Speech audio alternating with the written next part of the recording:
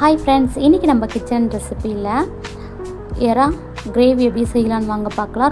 ரொம்ப டேஸ்ட்டாக இருக்கும் எறா கிரேவி. இந்த எறா கிரேவி செய்கிறதுக்கு நம்ம எப்படி செய்யலான்னு வாங்க பார்க்கலாம்.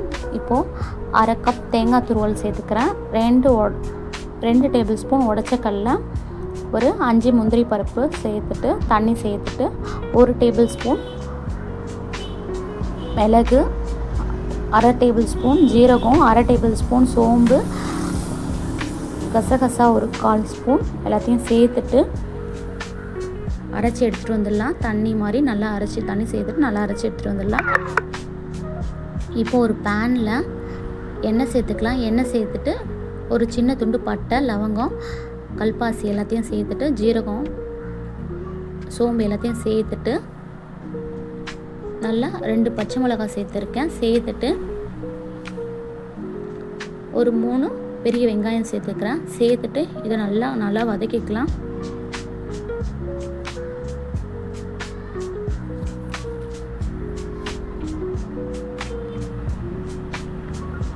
பாருங்க, நல்லா வதக்கி வந்துடலாம். 2 டேபிள் ஸ்பூன் இஞ்சி பூண்டு பேஸ்ட்டு சேர்த்துக்கிறேன். சேர்த்துட்டு இதையும் நல்லா வதக்கிக்கலாம்.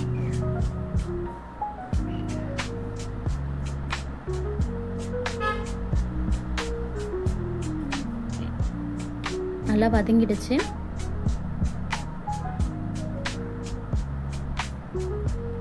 மூணு தக்காளி கட் பண்ணது சேர்த்துருக்கேன். சேர்த்துட்டு இதையும் நல்லா வதக்கிக்கலாம்.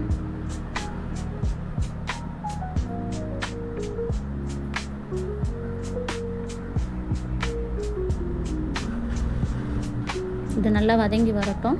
இது கூட 1/2 டேபிள் ஸ்பூன் மஞ்சள் தூள், தனியாத்தூள் 1 டேபிள் ஸ்பூன், தனி மிளகாய் தூள் 1 டேபிள் ஸ்பூன் சேர்த்துட்டு இதை நல்லா வதக்கிக்கலாம்.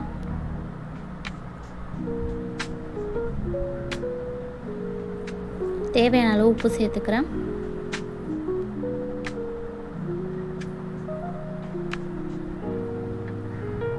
உப்பு சேர்த்துட்டு நல்லா வதங்கி வரட்டும்.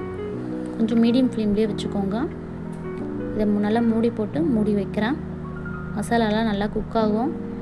பாருங்கள், நல்லா மசாலாலாம் குக் ஆகி எண்ணெய் பிரிஞ்சு வந்துடுச்சு. இந்த மாதிரி டைமில் நல்லா வதக்கிக்கலாம். இது நல்லா கிளறி விட்டுக்கோங்க. இந்த மாதிரி பாருங்கள், இந்த அளவுக்கு நல்லா வதங்கி வரணும். மசாலாவும் நல்லா குக் ஆகிக்கிறதுக்கு பாருங்கள்.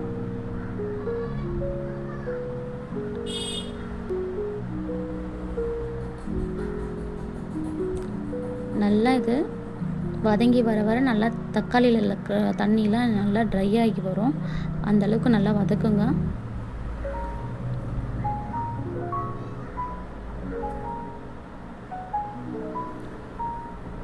இப்போ நல்லா எண்ணெய் பிரிஞ்சு வந்ததுக்கப்புறம் எறா சேர்த்துக்கலாம். எறா நல்லா க்ளீன் பண்ணிவிட்டு இதில் சேர்த்துக்கோங்க. தண்ணியோடு சேர்க்காதீங்க. எறா சேர்த்தோன்னா இன்னும் தண்ணி நல்லா இதுவாகும். அதனால் தண்ணிலாம் ரிமூவ் பண்ணிவிட்டு எறாவை மட்டும் சேர்த்துக்கோங்க. எறா சேர்த்தோன்னே ஆல்ரெடி இதில் தண்ணி இதுவாகும். இப்போது 1 டேபிள் ஸ்பூன் கரம் மசாலா சேர்த்துருக்கேன். 1 டேபிள் ஸ்பூன் குழம்பு மிளகாய் தூள் சேர்த்துருக்கேன். சேர்த்துட்டு இதையும் நல்லா கலந்து விட்டுக்கலாம்.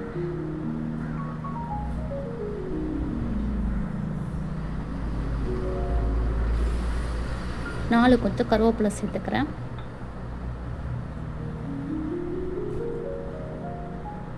சேர்த்துட்டு நல்லா கலந்து விட்டுக்கோங்க.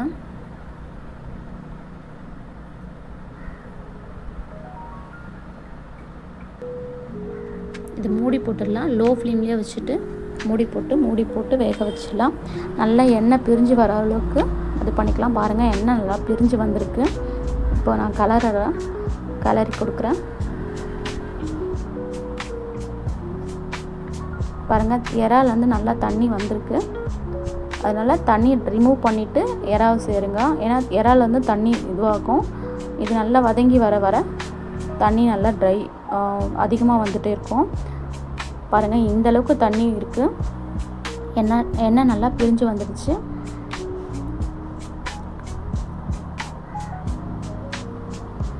லோ ஃப்ளேம்லேயே இருக்கட்டும்.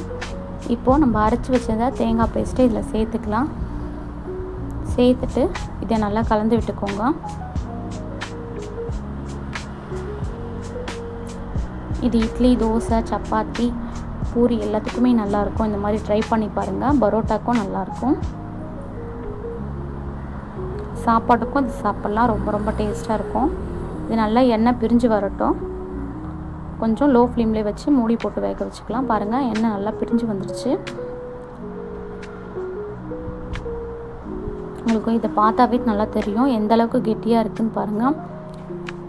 தண்ணி அந்தளவுக்கு நம்ம சேர்க்கலை. இறால இருக்கிற தண்ணியில் தான் இது குக் ஆகியிருக்கு. நல்லா கிரேவி நல்லா வந்திருக்கு.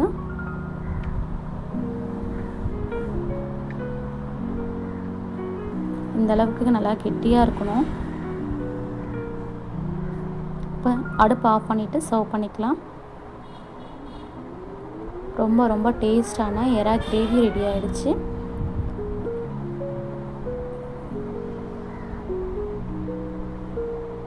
இட்லி, தோசை, சப்பாத்தி எல்லாத்துக்குமே இது டேஸ்ட்டாக இருக்கும். இந்த வீடியோ உங்களுக்கு பிடிச்சிருந்தால் லைக் பண்ணுங்கள், ஷேர் பண்ணுங்கள், சப்ஸ்கிரைப் பண்ணுங்கள். நம்ம சேனலை சப்ஸ்கிரைப் பண்ணாதவங்க சப்ஸ்கிரைப் பண்ணுங்கள். நெக்ஸ்ட் வீடியோலாம் உங்களுக்கு அப்டேட் ஆகும். Thank you friends.